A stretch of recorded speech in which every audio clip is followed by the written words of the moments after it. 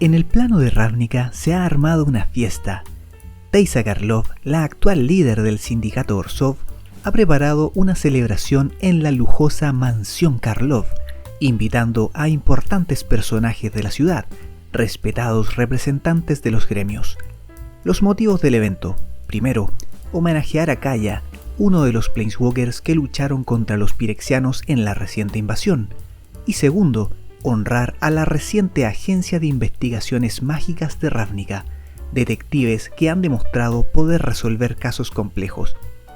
Esta nueva agencia es liderada por el gigantesco arconte Esrim y no están asociados a ningún gremio en particular.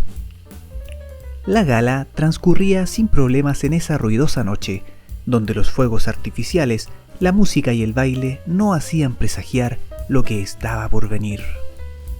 En un momento, Kaya y Teysa salieron a un balcón a conversar y apartarse del bullicio.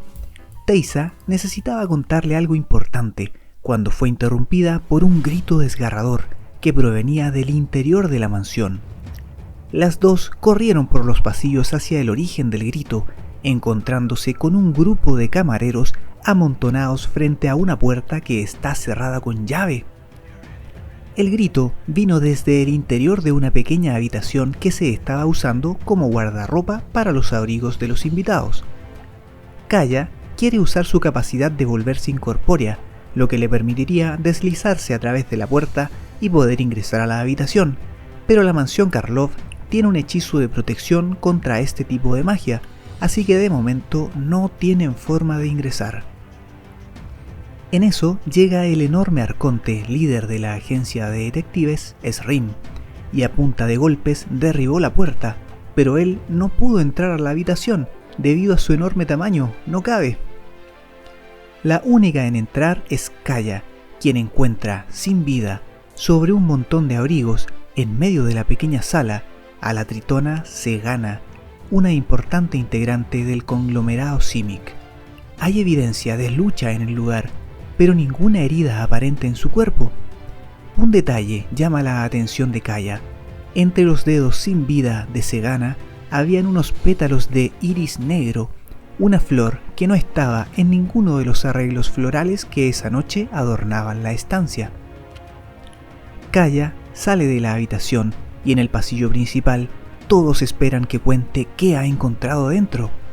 Hace llamar a la elfa Vanifar, la actual líder del conglomerado Simic, para que estuviera presente cuando da la noticia del deceso de su compañera.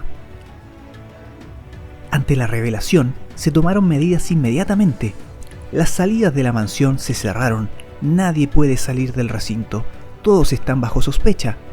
El arconte Esrim llama a sus detectives para que comiencen la investigación en la escena del crimen.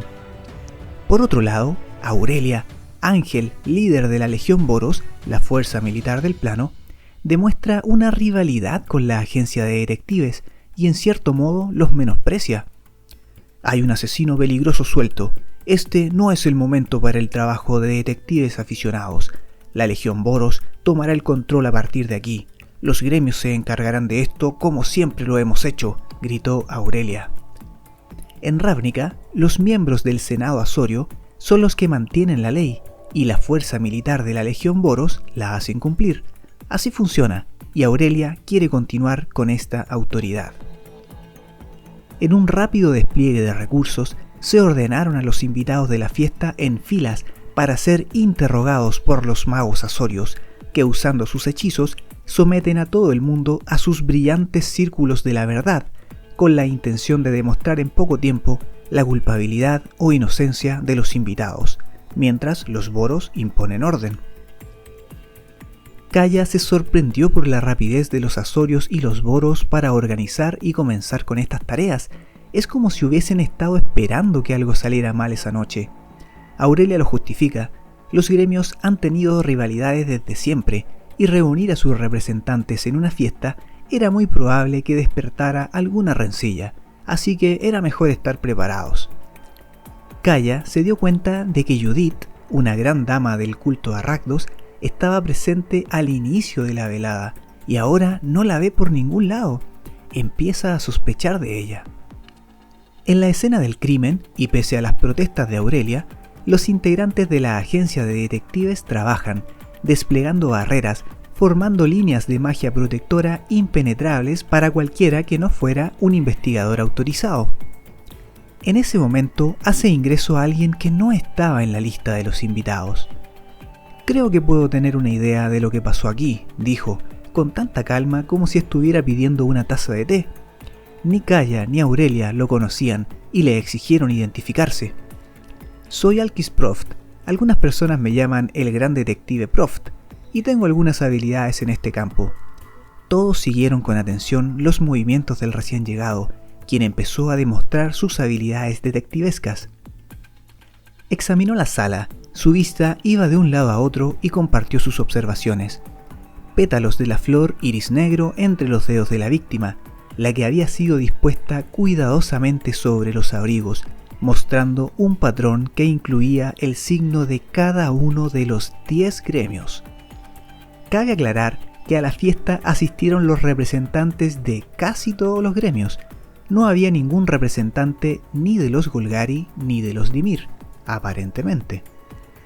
En la sociedad ravnicana, los Dimir son conocidos por tener entre sus integrantes a los más sigilosos asesinos y espías.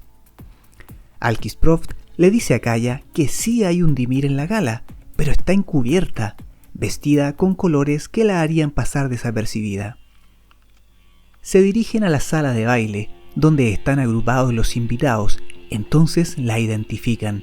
Es Etrata, una vampiro Dimir, vestida elegantemente con los colores Selesnya.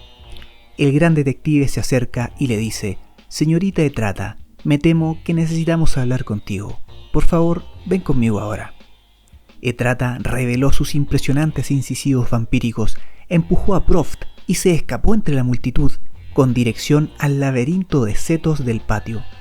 Si llega al laberinto, será muy difícil atraparla.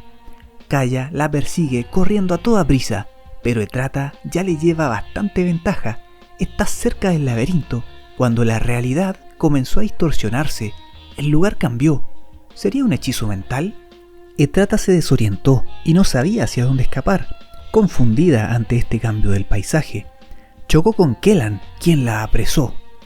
Kaya la alcanzó y poco después llegó también, cansado, Alquist Proft, el autor de la ilusión mental que confundió a Etrata. Entonces llegó la fuerza de la ley, encabezando a los Azorios. Lavinia, la maestra interina del Senado, quiere tomar el control del caso a partir de aquí. Pareciera que se quiere llevar el crédito de la captura de la presunta criminal. Alquist Proft dijo: «La agencia no necesita la gloria si podemos tener la satisfacción de saber que sin nosotros nada de esto hubiera sido posible». Kellan liberó a Etrata, parándose junto a Kaya y Proft, mientras los Azorios la detenían rápidamente de nuevo. Los tres permanecieron quietos, observando cómo se llevaban a Etrata.